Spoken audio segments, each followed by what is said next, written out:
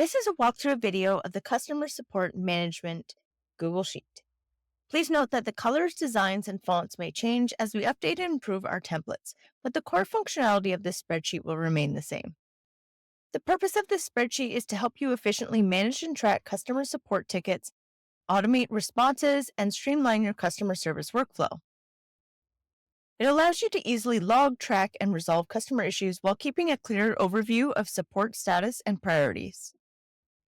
This spreadsheet has 5 main tabs: the customer support log, the dashboard, the support reply assistant, setup tabs, and a hidden data tab. This spreadsheet is moderate in difficulty with some automated formulas and charts to help generate support prompts and track the progress of tickets in a clear, user-friendly way. Here's how you're going to use it. You're first going to head over to the Setup tab. Here you can set up the status of tickets, the priority level, the case type, and your team members. You can edit the information there or add to it. This is the prompt setup section. You don't have to edit this, but if you want to edit the support reply assistant prompts that are built in there, you can go ahead and edit these. The next thing we're going to do is go over to the customer support log. This is where most of the action will happen. It's your main interface for tracking tickets. Here you'll enter each support case with key details like the issue description, priority, status, and assigned team member. You can also log customer feedback, resolution date, and if any follow-up is needed. This section is where you're going to enter the ticket ID, the date received, and what the issue is. You can then mark the status. If it's marked closed, it's going to make this whole row a different color. If you want to hide all of your closed tickets, you can go to this filter up top, uncheck the closed ones, and click OK. And it's going to hide those for you. You can then enter the priority level here. You can select the case type, enter the customer name, customer contact information, which team member it's assigned to, the response date, the resolution date, any summaries, and if you've received customer feedback, and whether it requires follow-up or not. If it requires follow-up, it's going to turn this green. And then you can make any notes here.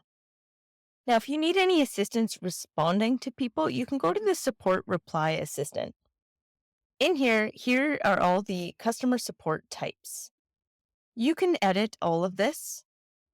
You can change these drop-downs to the ones that you use the most. And all you need to do is copy and paste a comment from a customer, whether it be an email or a post on social media or a review, and you can paste it in these cells here. For example, this one we've pasted in and we've selected that it's technical support. We're then going to have a ChatGPT prompt based on the comment that we have here and the support type. I'm going to copy that. I'm going to paste it into ChatGPT, and then I'm going to take that response and then reply to the customer, making edits to it, of course.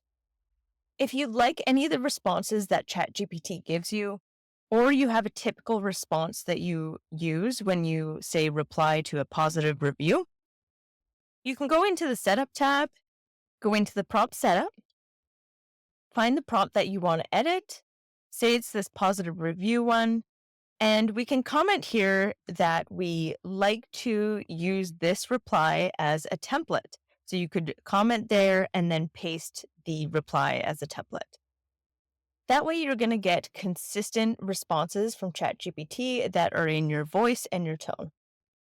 Now, once we have some information filled out here, we can head over to the dashboard. This is going to give us an overview of our progress with the customer support management. The first thing you're going to do is double-click on the start date and the end date to select the range that you want to look at. Let's say we want to look at the month of October. The dashboard is going to update accordingly to the month or the range that you select.